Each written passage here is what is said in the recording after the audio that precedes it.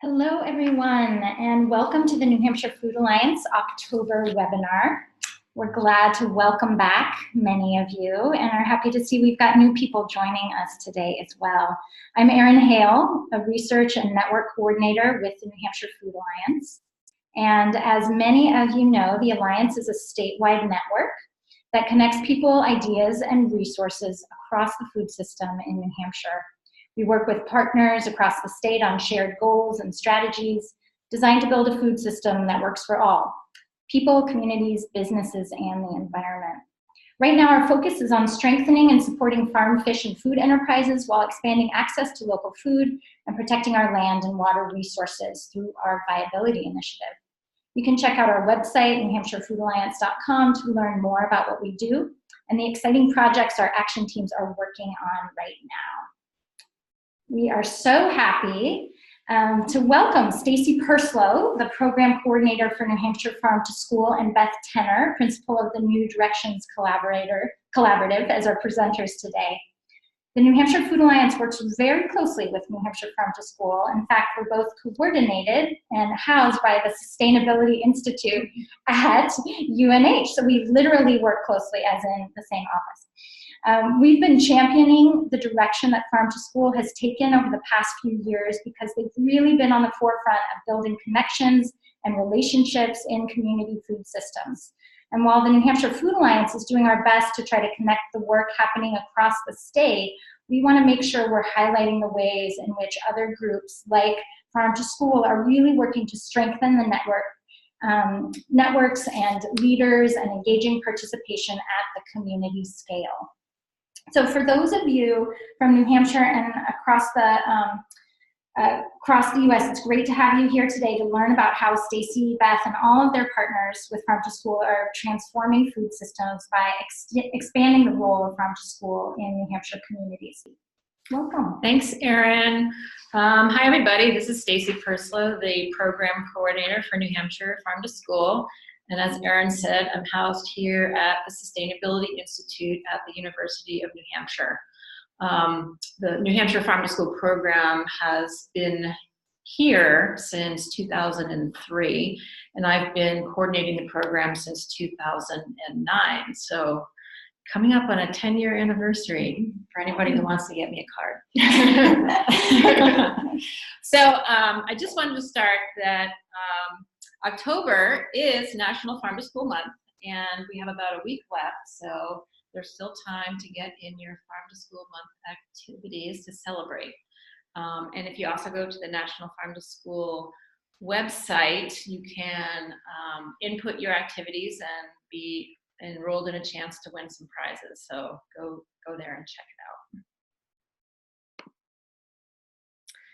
So I wanted to start with a slide of the various programs that New Hampshire Farm to School offers, which allow numerous ways to participate in Farm to School. We have programs for classrooms, students, cafeterias, farmers, fishers, and businesses like distributors or businesses that want to volunteer with the gleaning program. All of these do require multiple people to participate in order to be implemented. So, for example, a distributor that wants to use the Harvest of the Month program to market to school food service, that distributor should obviously be carrying locally sourced produce, but also the school food service program needs to be aware of the program, Harvest of the Month program, and using the program in order for all of this to happen. And we also have ways to participate in collaborative networked ways with the National Farm to School Network, the Food Alliance, Food Solutions New England, which is also here at the Sustainability Institute, Farm to Institution New England, and the Northeast Farm to School Collaborative. So as an introduction, the idea for the project that we're going to talk about is working in collaborative ways in order to move work forward. So if anybody has any questions while we're going along, please ask. So we want it to be interactive.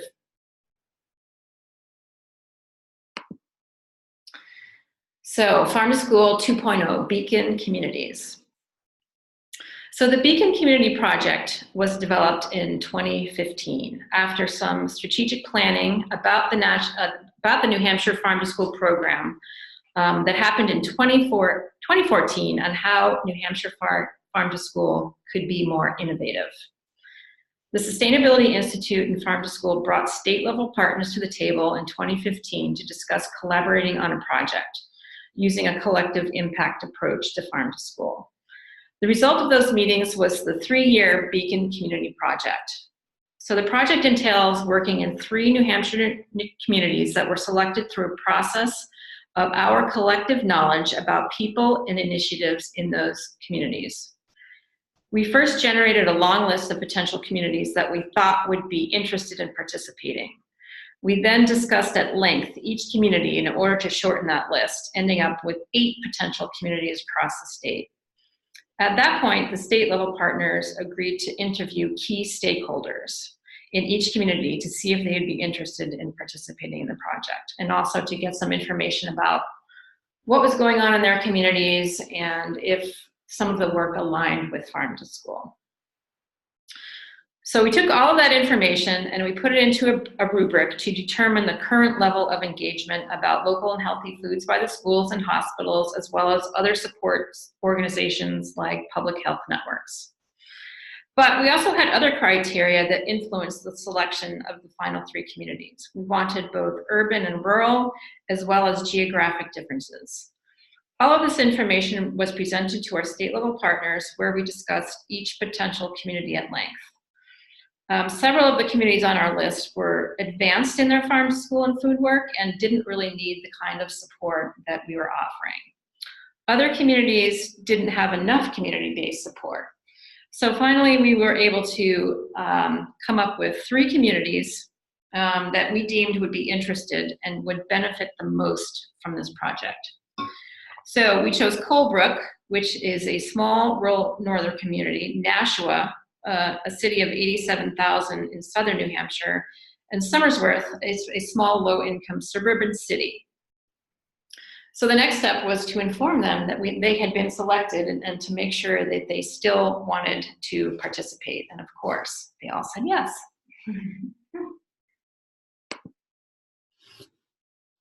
So this is what, that doesn't look right. You can keep adding the elements. There we go, sorry. So this is what the project looks like as a graphic. So we have the NHFTS consortium at the bottom, which is our state level partners. It includes the New Hampshire Department of Education, team leaders in the Cooperative Extension, Farms Institution New England, Healthcare Without Harm, which works with hospitals, Healthy Eating Active Living New Hampshire, of course, New Hampshire Farm to School, and the Sustainability Institute. And so we are providing the backbone support to the communities.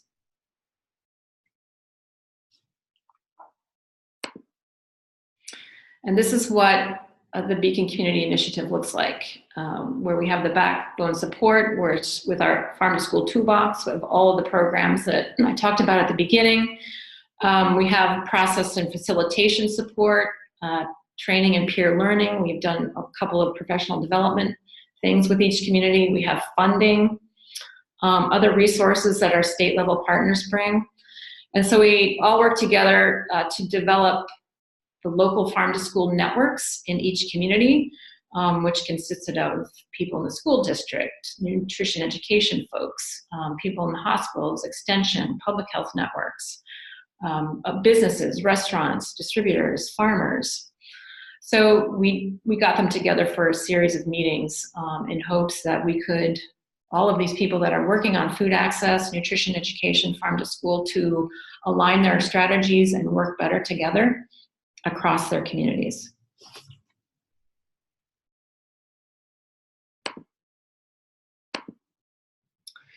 So we started actually working with the communities with a series of community meetings.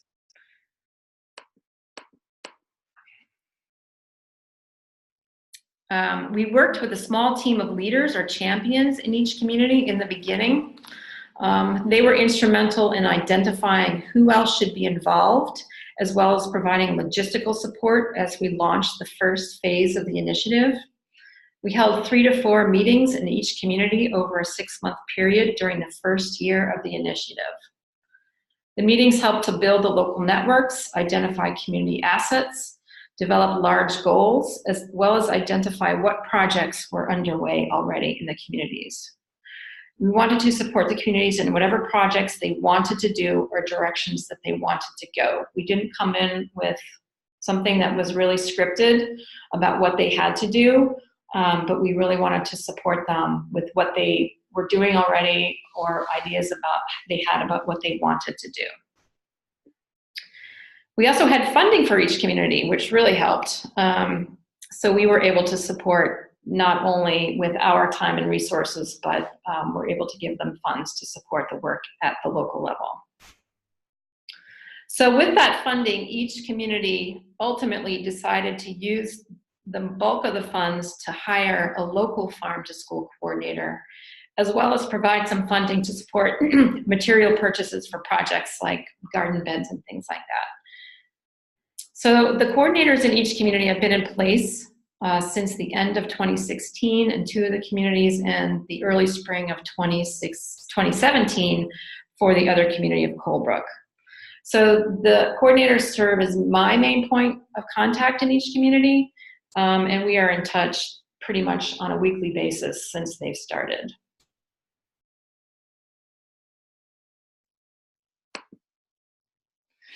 So some of the highlights that the communities are working on. So Somersworth, they were really interested in composting in their school district. And luckily here where they're located in New Hampshire, there's a local compost company that does commercial composting. And so they've been able to contract with that company with funds supported from the project, as well as they received a farm to school grant through the USDA, and that's also helping to support the composting program. So right now they are composting in 2 of their schools. There's 4 schools in the community. They are doing composting in 2 of those schools, and they would like to grow it to all 4 school districts. And they have been able to save almost $12,000 in their garbage disposal because of the composting and recycling that they're doing. They also have a garden called Plant for Growth, which is located within some public housing in the city. So it's an after-school program project because it's not on school property, so they use it in the after-school program, and it's within walking distance. And they do that seasonally, so I think it's done for the season, and they'll start up again in the fall, go through the summer. They start up in the spring and go through the summer and into the fall. They also have a farm to school logo that was created by high school students, which you can see up on the upper right corner. They have new garden programs in both of the elementary schools. They're doing cafeteria taste tests using the Harvest of the Month program. They have some good connections to the city. They're going to be collaborating on a project that the city got grant funding to support a trail project. So Farm to School and the city are going to collaborate to make the trail project a learning experience and part of the Farm to School program. They've got great school board support. They presented to the school board on multiple occasions. Like I said, they received the USDA Farm to School Planning Grant, which extends their Farm to School program through next June. And so they have plans to apply for the next round of those grants next fall. They have started purchasing from a local food hub. And in a couple weeks, they're hosting a community farm to school dinner. In Colebrook, which is way up north, the farm to school coordinator there is developing a local food and farm map with the help of the cooperative extension. So that's going to be available to all of the community to know where they can go to find local foods. They have a farm to school website, which is linked to the school district website. They're doing forward contracting with some farms up there to get things like tomatoes and carrots and potatoes and lettuce for their school food service program. They have done an edible Main Street project with some of the downtown businesses. They have developed a local foods fundraiser. They have adopted the Harvest of the Month program, not only in the schools, but the local hospital is using it as well. They've connected with 4-H, and 4-H is leading some of the garden programs. They also started working with the Head Start program, so there's doing some farm to school nutrition education with them. They have their district wellness policy, which now includes some pretty robust farm to school language in there.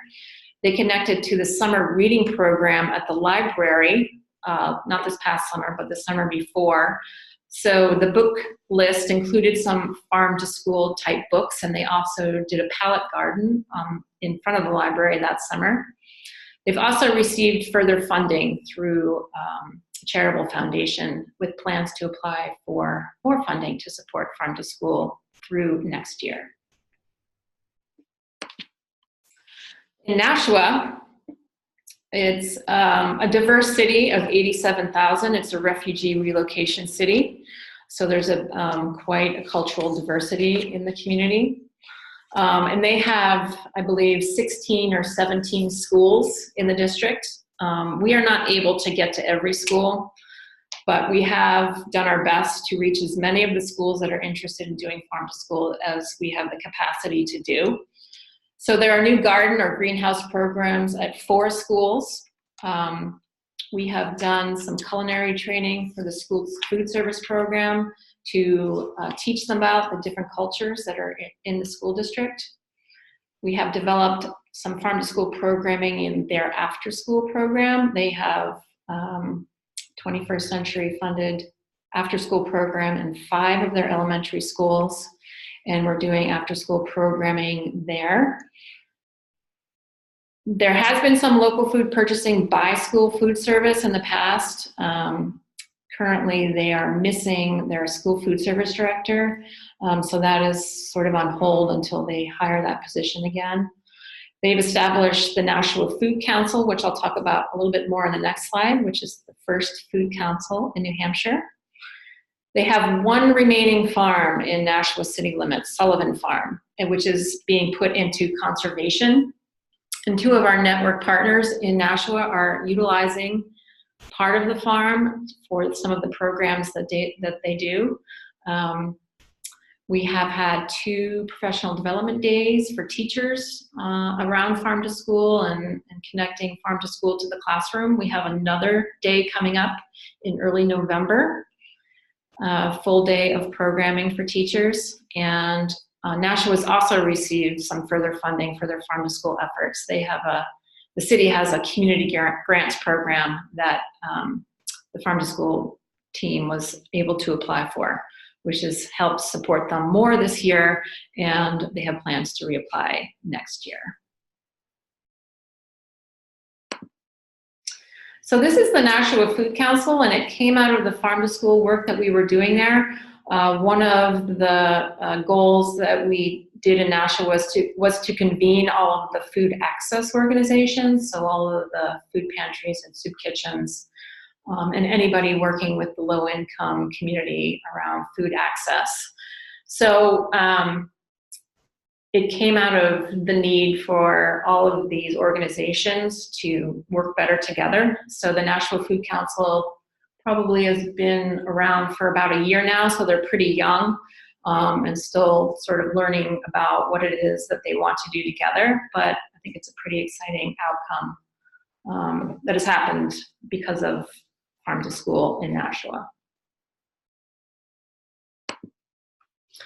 So some of the key components of the project, some I talked about, like support where the interest and energy is. Don't try to do something that you think they ought to do, because that probably won't work. Funding, we were lucky enough to have funding to support the local coordinators, which has really helped move projects along and build the connections within the communities. It's been a long-term investment of time. Like they're still, I feel like still getting established to a certain degree, even after our almost 3 years of participating with them. Our state level partners are interested in supporting these communities in other ways. We've had cooperative extension grants that would help support some of the activities. We have had the Food Alliance also write a grant that would have supported some more activities in the communities. Unfortunately, not all of these grants were successful, but it just shows that the impact of how working together and being knowledgeable about what's happening in these communities and knowing that there's the support out there is really helped them. We also have worked to develop the network across the communities and with all of the communities. So all of the local coordinators know each other. We intentionally try to bring them together to share about what they're doing or talk about issues that they might be having. We have been able to hold one in-person event with all of the communities, again, to share and learn. And we hope to do that again before the end of this year. So I think that's all I have for the project, and I'm going to turn it over to Beth Tenner, who's going to talk about networks. And please feel free to ask any questions as we go. Thank you, Stacey. So hi, everyone. I'm Beth Tenner with New Directions Collaborative, and my work is doing facilitation and using kind of network theory and the skills of collaboration in food system work and all kinds of different collaborative ventures. So I've been working with Stacey since the inception of this new 2.0 concept. And so what I'd like to do now is share some of the theory, in a sense, behind what we did so that you could take this theory and run with it in your own ways. So one of the ways that we've really thought about the farm to school in this case is thinking in a networked way. So if you look at this picture, this is each person, this shows like a typical community, and the lines between them show who knows who. So often we don't think about the relationships between people, even though in real life it's like, hey, do you know someone who could do this or that? So when we think of this, building strong networks in a community, we really want to connect and strengthen the work that everyone's doing. And so a healthy community has very dense networks of connections in the middle, you see. And so the way we designed each of the Beacon community efforts, as well as the consortium meetings of the state partners and things, was really trying to say, how can we weave and build many more connections within and across a community, and connecting that community to state level resources, so that that would sort of from the ground up build the farm to school, kind of institutionalize and build that local self-organizing capacity for farm to school. Because we often, Stacey had seen in the past, in 10 years of farm to school, there'd be great things happening, but it often might be one's teacher champion at a school, and then when they leave, you kind of lose that momentum. So one way to think about this is, with farm to school, looking across the top of this slide, you think about the different goals that farm to school helps meet. And then you think about how many other institutions and organizations in the community actually are working towards the same goals. They might not call it farm to school. So for example, like all kinds of parts of the community are wanting to educate children and look for applied learning opportunities, and as well as after school programming. So farm to school can be a great vehicle for getting that done. There's other people who want viable businesses, living wage jobs, farmers who want to find outlets for their produce, food-based businesses. Aligning farm to school, cafeteria pieces with that is a great opportunity. Then there's also all kinds of groups in each community working on healthy environment, land trust, protecting land, and then health and wellness. So public health networks, people working on getting kids active, childhood obesity. And so often everyone working on these different things is in their own silos and not seeing the relationships and connections between them. So taking a network approach, you're really trying to say, okay, how can we think about bringing these people together, which, as I'll talk about in a minute, really starts with conversation, and then seeing how we can link and connect them. So this picture here is one of the things that after we did the first 3 Beacon communities, we kicked off a summer institute that was held at UNH last summer, and that invited 4 new communities to join to basically get training on all this for a couple, 2.5 days here at UNH. And so with each of those communities, Stacey and I went out and met with the farm to school team. And we use this way of thinking about it to get them thinking in this networked way. So each person, say there were 5 or 6 around the table, we gave them a handout and we had all these categories, and we asked each person in the room to say how strong were their relationships to people in local garden clubs or in funders or local government. And so they would check a box: yellow, I kind of know them; green, I have strong relationships; or red, I don't know them at all. And so then we had everyone bring their ideas to the front, and so you can see that the dots represented where people on that team had strong relationships. And then we drew a thicker line where there were strong relationships. So this is a quick way to start to get a scan of how well connected are we in the community. So in this town's map, you can see that people in that room had very strong connections along the bottom to the school, different parts of the school programs and preschools and things. And you can see actually a lot of them knew folks on the wellness committee, but they weren't actually very connected to the public health network. And they weren't all that well connected to the food businesses, community gardens, so you could start to see these areas where there could be opportunity to meet and connect existing work or find new resources. So that's a way of thinking about how Farm to School can become something that's not just a school-based program, but really this, as we said in the title, like a catalyst for community change. And so another way to think about this, back to what I mentioned earlier about networked ways of working, it's this way of thinking about working in a network so you can achieve your goals as well as shared goals. And what's great about this, it leads to lots of other benefits. So if you think of this graphic here, as on the bottom are individuals and organizations, through a networked kind of structure, or the denser that network is, they can generate all these kind of additional benefits to help them do their job. So one of them to think about is micro collaborations. And so there was a story, this is the idea of 2, 3, 4 people discovering each other and realizing they could combine efforts and work on smaller, big projects. It also relates to the idea of small world reach. So when people are connected and meeting each other in meetings, very quickly it's like, oh, I know someone who could help you. So that way that referrals happen. And so there's a story from Nashua that Justin is the coordinator there, and he heard about 2 different state representatives got talking to each other with ideas that they wanted to kind of figure out a way to get after school snacks to kids after school and figure out a way to make them more nutritious and tie that to local food and health. And so the 3 of them all met, and they shared with him that they had this whole idea for a hydroponic garden in a shipping container, and they wanted to grow greens, and it all sounded great, and they were at square one.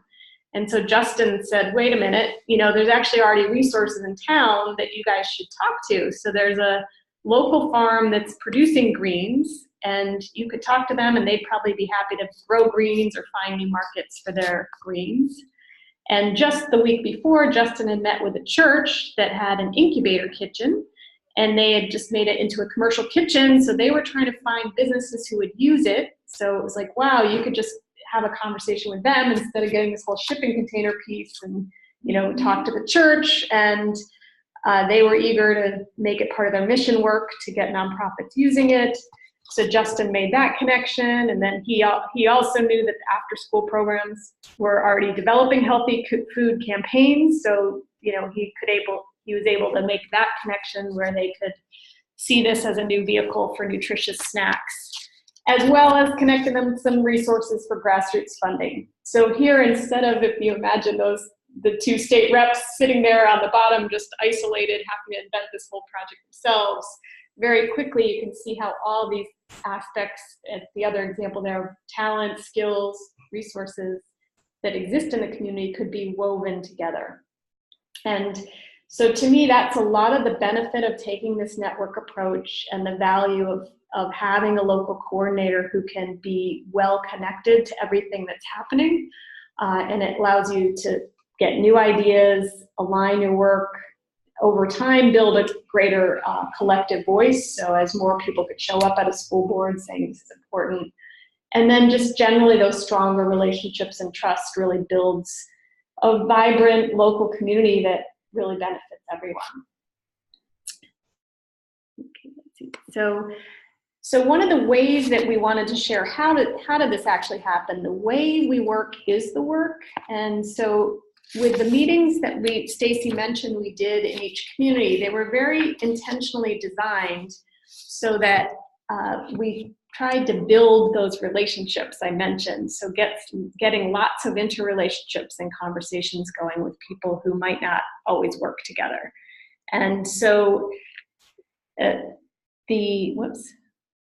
So one of the best ways to do that is to really start your meetings by asking powerful questions and trust that the wisdom of the group will bring forth the answers. So questions like, what could we do in our community to enhance local food and health?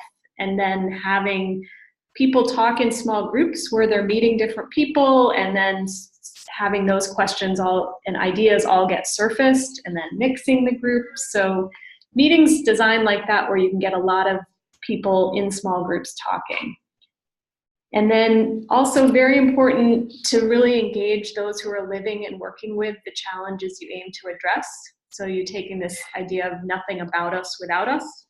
So certainly we saw in these community meetings to have people who have farmers in the room, have people who work with farmers, be able to sit in the conversation and talk about really what their needs were, what the barriers were to getting farm food into schools, have the people in the room who are teachers.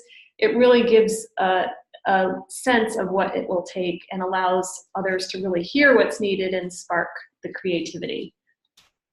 And as Stacey mentioned, we also, with the questions, really look to find the community's aspiration and let the ideas and the energy bubble up from the group rather than having a top-down set of plans or goals. And what we saw with the 3 Beacon communities and then with the 4 at the Summer Institute is each one naturally took it in its own direction. As you saw, like Somersworth really got excited about composting, others went towards school gardens. So each community, it's like homegrown, self-organized momentum to what parts of farm to school work for them. At the Summer Institute, we saw a lot of momentum of bringing farm to school into after-school programs, and that some of the barriers with curriculum and how busy teachers are, that was like an easier avenue. So I think that's a good example of allowing the self-organizing. And then really looking to pursue in terms of actions, moving from talk to actions and having some resources ideally to help pilot some ideas, learn, adapt, and share stories. And I mentioned micro collaborations, just a couple other examples of that. In Somersworth, there was a story what they had kids growing tomatoes and basil, and they were able to get connected to a local pizza restaurant who promoted a local foods night. So that got all these families coming out to the local restaurant to enjoy the food that the kids grew. So there's just so many examples like that that start to emerge once you get people in small groups talking. Stacey also mentioned in several communities as we got conversations started about local food access, sometimes all those working in the same town wouldn't have met or really be talking to each other. So that's also a value of this work, is the idea of do what you do best and link to the rest. So the more we can strengthen those links, you can realize, okay, if you focus on that, we'll focus on this part we can do together, here we could share resources. And then one other method that we found really worked well was the idea of exchanging needs and offers. And so as we would begin a community meeting, as way of, say, about 25 people from all those diverse organizations would be there. And we would, in the introductions, ask them to think about one thing that they needed that others in the room might be able to offer, which is often counterintuitive because we're usually promoting what we're doing. But we said, think for a moment of something you could use help on. And then we went around the room and very quickly, if someone raised a need, we'd quickly say, anyone in the room have ideas or something you could offer? And okay, you two talk after. So for example, someone was saying, we're putting in these garden beds and we need composting or we need wood chips, and someone else, oh, I can help you, you know. Or we had another case where someone had, I think it was the gleaning, and they're like, we need volunteers, and this other woman said, I'm working with youth and we need volunteer service hours. Okay, you two talk. So just allowing the space for those connections to get made, and again, allowing this community to catalyze and self-organize. And so I wanted to share a few resources. There's a whole art to convening in this way, convening and connecting. So one key thing is to get a design team. With each community we worked with, we got a team of 3 to 5 people to work with Stacey and I as we designed how we would structure the meeting, thought through who to invite, used their networks to figure out all the people we should include. With them, we crafted agendas, again, that had a lot of small group conversations. One of the other key methods is this idea of what's called open space and vote with your feet. So if a given meeting had surfaced 3 or 4 key priority areas, like we want to work on school gardens, we want to work on food access, and someone else had a citywide parade and they wanted farm to school represented there, whatever it might be, we would then say, okay, there'll be a table here, here, and here on each of those topics, and go to the one you're interested in. And so it's a simple technique, but it just allows those who are most interested to find each other and start brainstorming. So again, very coming from the ground up. And 2 other resources that are quite helpful for this, in this way of designing convenings. One is called The Art of Hosting, so you can find that online. It's a global network, and they work with a lot of different methods like this that are very much around community participation and the art of hosting conversations that matter. And then another website I recommend that's full of toolboxes and guidance of different ways of hosting conversations is called Liberating Structures.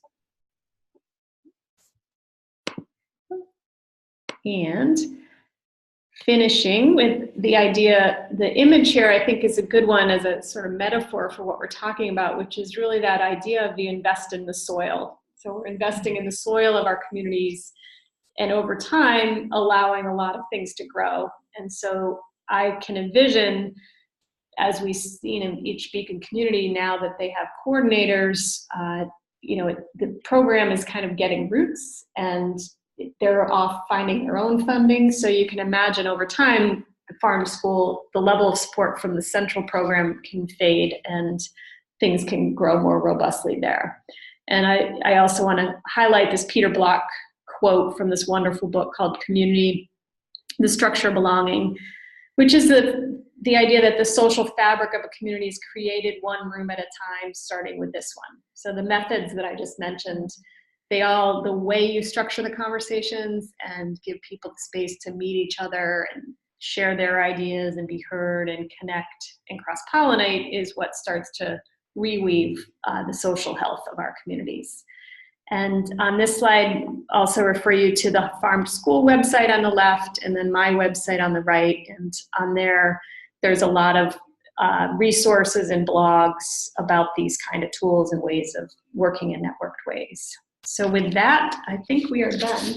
Great. And Beth, I would love for you to actually give a plug for your upcoming workshops that you're going to be holding. Sure, thank you, Erin. Want to learn more? So that on the events page on my website, this next Monday, the 29th, I'll be offering one on the art of working in collaborative ways. So it's a workshop from 1 to 4 p.m. that's at the Seacoast Science Center in Rye. And then the following month, there's one called The Art of Working as an Ecosystem, also at the Seacoast Science Center, right? Nice spot right on the ocean. So there's still room for both those workshops, and also happy to offer discounts if that would make them more accessible. So thank you, Erin. Yeah, and I will just say that I was at the first workshop and it was fabulous. We have learned a ton from Beth, working with her with the New Hampshire Food Alliance, and I think she's really passionate about, I think, building capacity amongst all of us to learn these skills, right? So the workshop was great. I'll be at the next one as well. So hopefully there are others who can join us. Thank you both for being here today and telling us about this really exciting project. We'd like to open it up to some questions now. And before that, just want to reiterate that there are a couple different ways that you can participate in our discussion here. If you hover over your name, you can actually raise your hand, and then we can unmute you and you can actually speak live. You can also just type in a question to the chat function, and then we can answer your question that way as well. So we'd love, we'd love for folks. I'm going to actually go back to our question area. So we'd love if you guys have questions, even comments, anything at this point. Now's the chance. And maybe while everybody is collecting their thoughts, I have just a couple questions to get the discussion going. It was really great to hear about all of the amazing project work that's happening in the Beacon community so far, Stacey, and some of your stories that you shared too, Beth. And one of the things that occurs to me is that it sounds like this is much more than just farm to school, right? You're talking about, in some ways, farm to community and sort of using school as sort of the center for pulling all these people together. And I wonder, is that sort of your vision going forward? Could you speak a little bit more about that? It is our vision going forward, Erin. I think as you know, New Hampshire works on a food strategy for the state of New Hampshire, and we try to build more connections to our local farms and create healthier communities. I think it's important for farm to school to expand beyond the classroom or cafeteria. So we are supporting traditional, farm to school programs and programming, but it's also a way to reach other parts of the community. Not all farms are interested in selling to a school, but they might be interested in selling to local restaurants or doing other things within that community. So, why not give them that opportunity, particularly if the farm is in your community. Mm-hmm. So as we go forward over the next couple of years, we will continue to work in this way. Beth mentioned that we did a summer institute. So our institute, our Farm to School Institute, is more of a farm to community institute versus a farm to school institute, where the teams that are coming to the institute are community-based teams, not just school-based teams. So we had 4 communities participate this last June. We intend to host this institute at least two more times, and invite more community teams to participate. So it's wherever the energy is.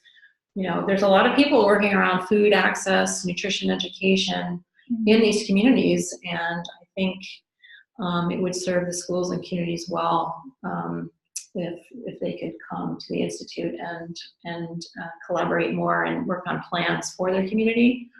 Obviously inclusive of farm to school, but with intentions of making a broader impact. Okay. And then we're also able to connect all these communities too. Mm-hmm. It's not just they're working on their community projects in their community, we're intentionally also connecting them across the state.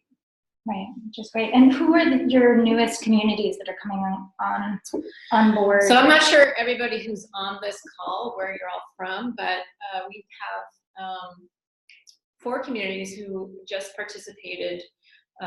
Berlin, New Hampshire, which is northern New Hampshire, Epping, New Hampshire, Pittsfield, and Laconia, New Hampshire. All sort of low income, kind of rural communities, but they've all expressed some sort of interest in farm to school and food access work. So we're excited to work with them. It's our next iteration of the Beacon communities. We don't quite have, the funding support and the strategy that we had for Beacon communities, but we're taking our lessons learned from the Beacon communities and the institute model that we are aware of through Vermont Farm to School that has has done a Farm to School Institute for a number of years now. So we are adapting that to be community-based versus school-based, and teams are coming for professional development, learning and sharing, plan development, and then we're doing a similar process with them that we did with the Beacon communities, where we have community meetings. Our first one is in Epping this Thursday evening. We have 3 more planned with the other communities in November. And so we'll start on a similar process with them as we did Beacon communities. And we just use the Institute as sort of the launching point for these next communities. Wonderful. So speaking of sort of lessons learned and moving forward, what is something that you learned from the first year that you're going to maybe try to implement or want some of the other communities to know about, sort of before they get along, go forward? Is that too hard of a question? I don't know, or maybe something that you guys learned that sort of was really important for the communities to be successful that we want to make sure to help cultivate in some of the new communities. I think that having somewhat of a plan in place, so the various community team partners worked to develop a plan for the next year of things that they wanted to accomplish. And then again, we were also able to provide a bit of funding support. So they each have some local coordination in place. Mm-hmm. It's not as much as we had for our original Beacon communities, but we are, it was a starting place. And so they've already implemented some activities, like Berlin just did this whole farm to school kickoff at their farmers market, where they did a scavenger hunt with kids. They had about 80 kids come to this from Berlin and their neighboring town, Borum. Did the scavenger hunt, and they made soup, and the state legislator read a book, and so it was kind of it got some good press coverage. So that was one thing that has happened so far as part of the collaboration that the team did together. Great, thanks. Do you want to answer that one? Yeah. Sure. I see that there was a question from someone who is starting a new food policy advisory council in their county. And they had their first official meeting that went well, and the goal was to get everybody already doing the food work together and get them talking about what they're doing. In the groups, this is so common, they've been off and they feel that they were pretty isolated. And this person who is writing in said that it's difficult to get people to see the connections between their work and get them to open up. And so what are the suggestions for building interest and momentum? So that's a great question. So I'll give a few tips for how I think about this when I work with groups to design a meeting like that. One thing that's helpful is actually, we sometimes even do table assignments. So you learn, as people register, you invite them which parts of the community they're from. And then say, you know, when you arrive, oh, you're at table 6, you're at table 5, kind of like a wedding. So you intentionally get them mixing. And then I think it's often really helpful to start in small group, you know, like lay the groundwork, but then do small group conversations, because it allows people to open up much more quickly. And the other thing that I often do for that is to start with a story. So Margaret Wheatley has a great quote that says, "The shortest distance between two people is a story." And particularly if you get them telling stories about something that's working well, or a story, you know, that's something that they were part of, that they admired, something like that, and or a story of what inspired them to be doing this kind of work. So something that's very kind of appreciative, and people start learning and hearing about other parts of the community. And there's just a way that it makes us human, in like at a scale of small groups and eye to eye. And so that's often a really good way to start that collaborative feeling in a meeting. And through the stories, they immediately start making connections and learning about other parts of their community. So that's one good way. There's some other techniques which you can see on my website around trying to develop maps of who's doing what and ways to do that, which I probably won't go into on the phone, but happy to by email or later follow up, or you can find that in some of the resources on my website. But some of the mapping where you give people a visual of the system, where they can start to realize, oh, I see where I fit in the ecosystem, is also quite helpful. Yeah, I liked that example that you gave earlier, Beth, about sort of figuring out where people already have connections. And again, on your website, you have some really great examples that we use a lot in our meetings, like the 1, 2, 4, all kind of techniques for getting people to talk in small groups and things like that. Yeah, so we have another question here about, sorry, get my, let's see. Do you want to answer this one, Stacey? Sure. So there's a question about the Somersworth School District and their composting food waste diversion, and how did that lead to saving money on waste disposal. So they were contracting with Waste Management, which is the big company here and probably in lots of parts of the country. So it's the dumpster fees. Having certain size dumpsters costs money. So if you have a big dumpster, it's going to cost this much money per month. By doing the recycling and food waste diversion, they were able to get smaller size dumpsters, which cost half to a third as much. So that's where their cost savings was. The compost company, it costs about $2,500 a year for that service. The company supplies totes for the schools, and they have in their cafeterias, food waste goes here, recycling goes here, trash goes here. And then the composting company comes a couple of times a week to pick up. And so it's really just because they've diverted their composting and recycling in other ways that they were able to reduce their dumpster size, which reduced their waste management costs.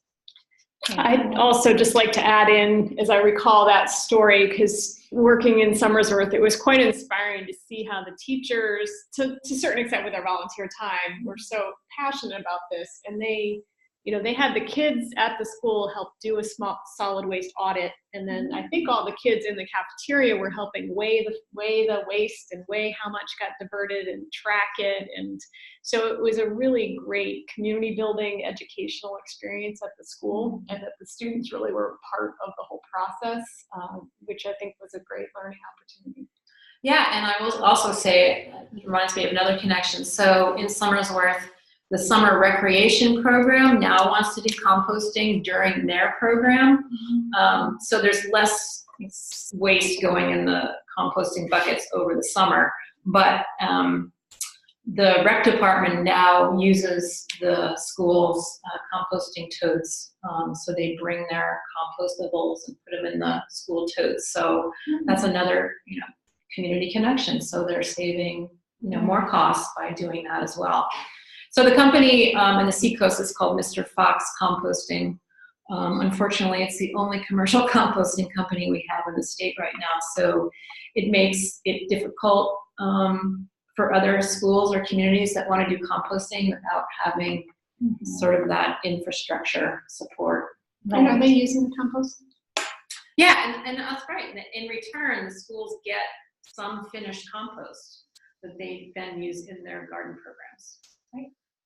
That's wonderful. And I see Margaret is asking whether the links will be included in the email. Yes, thank you, Margaret. We will include, we'll send everybody a recording of the webinar, and we'll include the links in the email as well.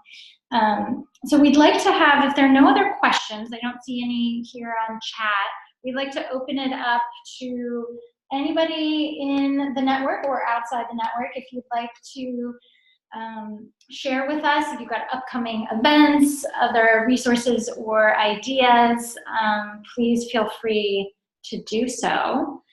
Yes, and we'd also like to hear if you're doing any sort of similar work in your communities. Yeah. If you have any good examples you'd like to share. That would be great. That would be great. So again, while you're thinking of those examples, we'll do one quick share on our part. We have a save the date, Tuesday, March 12th, 2019. We are going to be hosting the New Hampshire Food System Gathering, and the New Hampshire Food Alliance has done a statewide gathering for the past several years. this year we are co-hosting with New Hampshire Farm to School. We're really excited about that. We are hoping that it'll be an opportunity to really bring in folks who are working at the community level, a lot more with food access, and get us all together to talk about the exciting work that we're all doing. And also, one of our big focuses will be thinking about drafting some policy recommendations for the state of New Hampshire. So if you're interested in policy at all, please stay tuned. We'll be having some great discussions around that. And also in building our capacity as a network to really work collaboratively in the ways that Beth and Stacey described, and to develop those collaborative leadership skills, convening skills, so that we can build participation and leadership and promote collective action at the community level as well as at the regional and state level as well. So any other announcements? Okay, great. We've got one announcement. Thanks for the presentation. Hi, Kate. Hi. Do you know Kate? Okay, do you want to go ahead? Let's see. New to Farm to School, look up, following hashtags on social media, inspiring to see what's happening out there. So is this Hashtag Kate? Farm to School. Oh, this is Hashtag Kate. Farm to School month. Yes. This is Kate. Kate Palucci. Hi, Kate. Great. So good reminder. Good reminder to get the word out about what you're doing. So it's a great way not only to learn about what other folks are doing, but share yourself what's happening in your communities that way too. Thanks, Kate. All right, wonderful. Well, if there are no other questions, comments, I think we'll wrap it up. Thank you so much. Thank you, Stacey everyone. and Beth Thanks, for Erin, being here. and everybody. Yeah, Thanks all for being here, and stay tuned for next month. We are in early December. We are going to be hosting another webinar that is going to focus on food policy in New Hampshire. So we're going to sort of jumpstart our conversations for the statewide gathering. The date is still TBD, but we will let you know. So thanks again, and have a great day, everybody. Bye-bye.